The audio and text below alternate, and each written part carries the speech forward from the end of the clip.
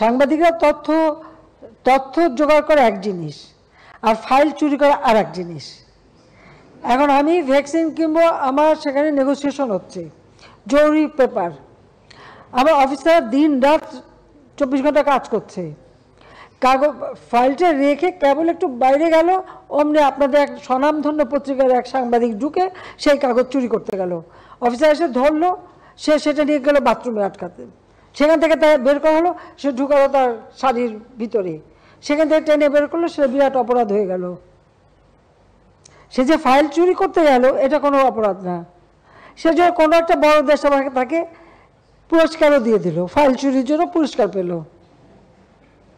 এটা কি দুর্নীতি, ডাকাতি, চুরি, কোনটা?